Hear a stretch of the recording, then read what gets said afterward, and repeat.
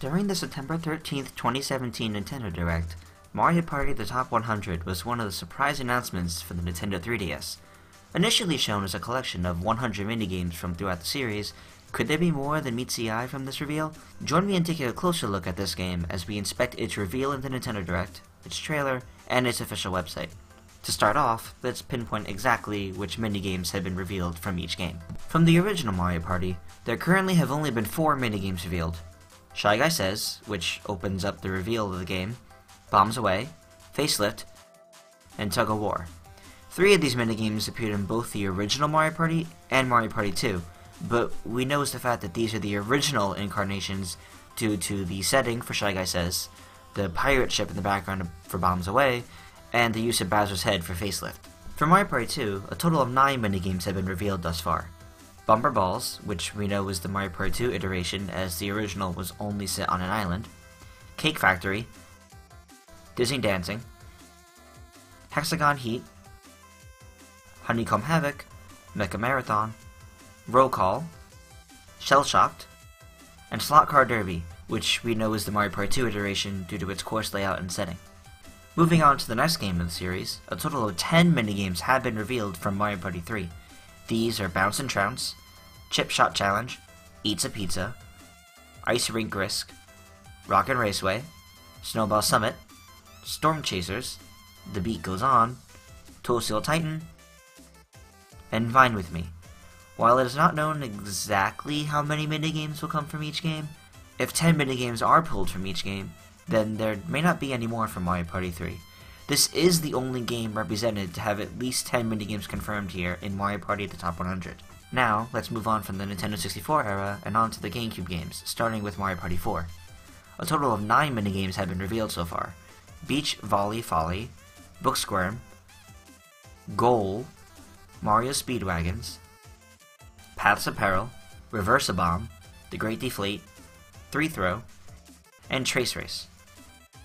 Much like Mario Party 4, a total of 9 minigames have been revealed for Mario Party 5. Coney Island, Danger Derby, Heat Stroke, Later Skater, Leaf Leap, Nightlight Fright, Pushy Penguins, Shy Guy Showdown, and Triple Jump. For Mario Party 6, on the other hand, only 4 minigames have been revealed. Catch You Later, Rocky Road, Snow World, and Strawberry Short Fuse.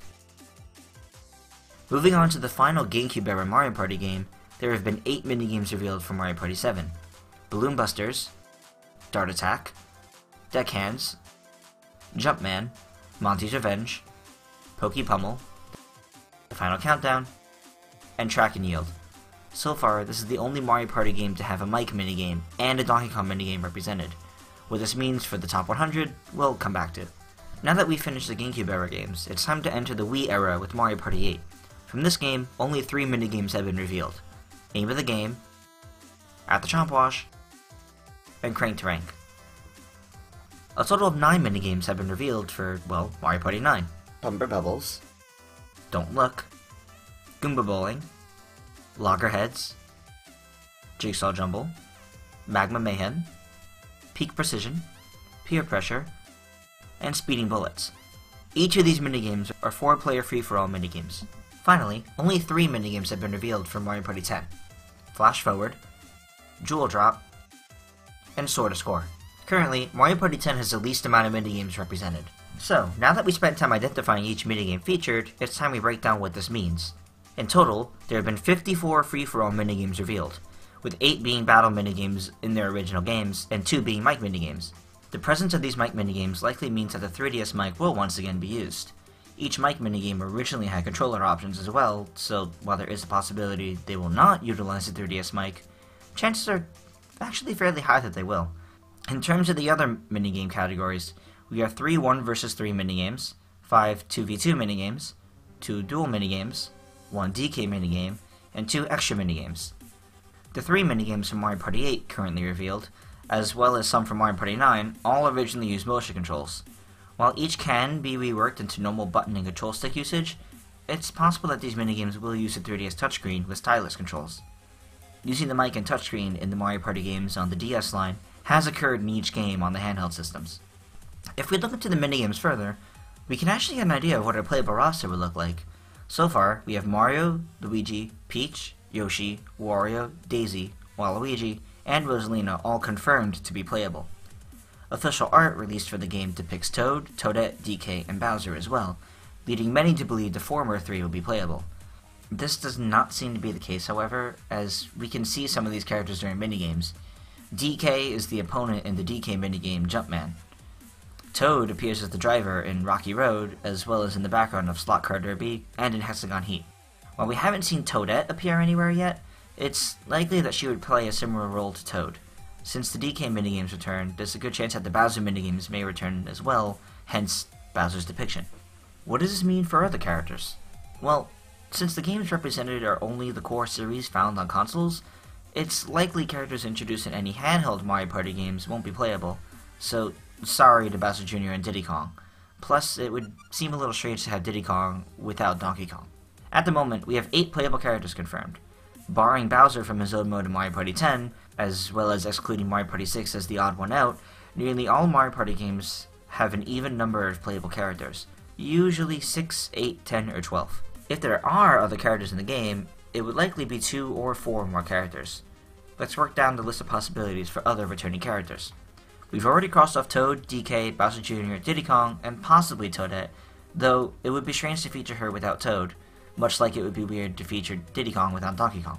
While it would be great to see the character again after so long, Roller Koopa Kid was replaced by Bowser Jr. in later games in the series, so it's kind of unlikely that he would appear.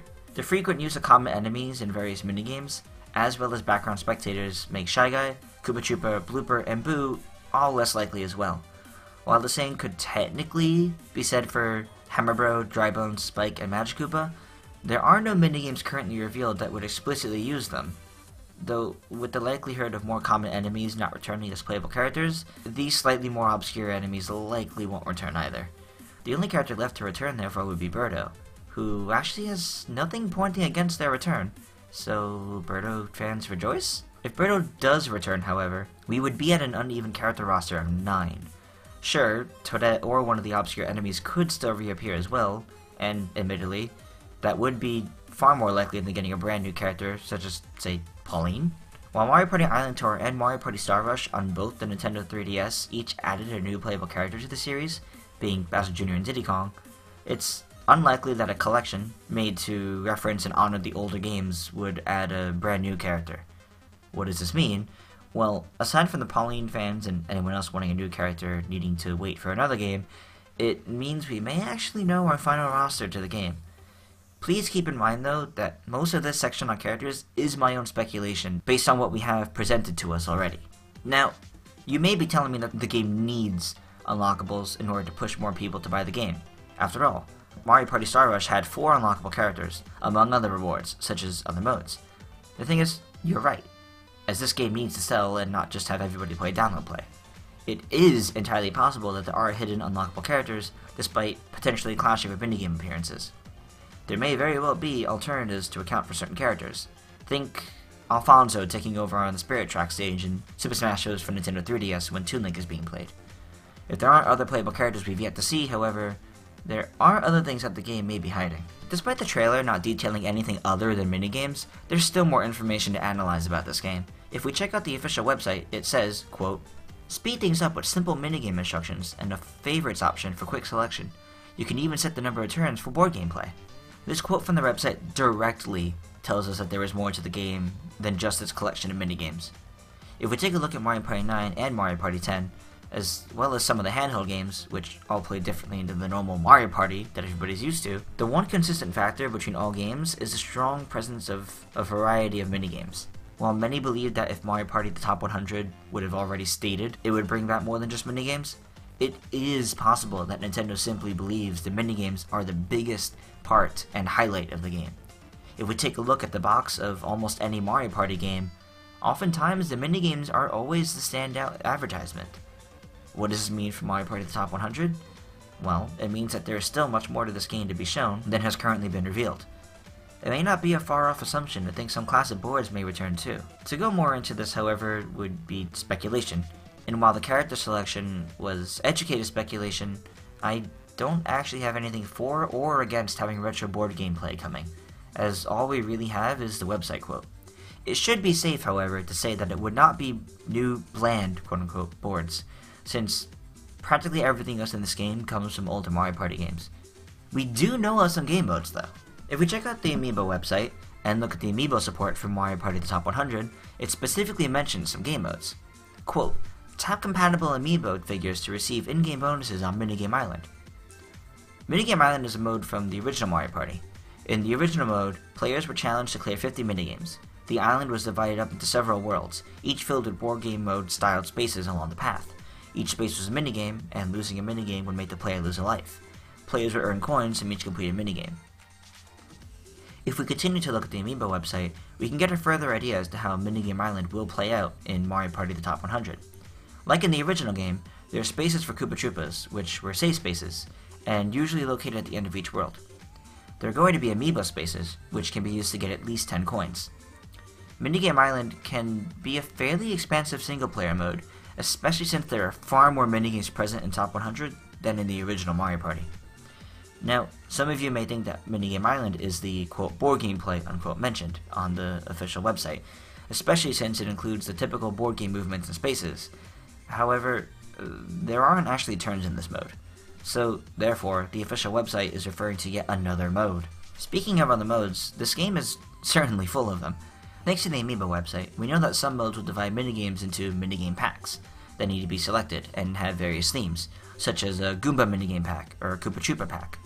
Minigame packs can be selected in at least the minigame match mode or the championship battles mode. Minigame match might be similar to the typical free-play minigame mode, while championship battles may pit several characters or players together in a bracket to win the most minigames, which has appeared in some form in previous entries in the Mario Party series. While some modes appear to be brand new, the large presence of the classic Minigame Island mode may hint at further modes returning. Could we see other classic minigame modes return, such as Duel Mode from Mario Party 3, or Minigame Decathlon from Mario Party 5, Treetop Bingo from Mario Party 6, or maybe even High Rollers from Mario Party 9? It's tough to say, as that dives too far into simple speculation. For all I know, we really could just get Minigame Island as a classic mode. Mario Party the Top 100 clearly still has some secrets hidden that have yet to be revealed. We still don't know what the official website refers to with its board game play mention. It's very likely we'll be seeing more on this in the coming weeks, as the game's North American release is already a mere month away. Don't write this game off just yet. It might be exactly what we need to get true Mario Party games back. With that, I've covered everything I could on Mario Party the Top 100 so far. So what do you guys think? If you'd like to dive into the speculation side of things, taking all this into account, you can do so in the comments below. Or perhaps you disagree with my findings and want to point it out. Don't want to do it in the video comments? You can find me, Tris, using the links in the description below and tag me on Twitter. Either way, make sure you stay tuned to Source Gaming by subscribing and checking out the website for more content like this, as well as news, reviews, interviews, and so much more. Thanks guys!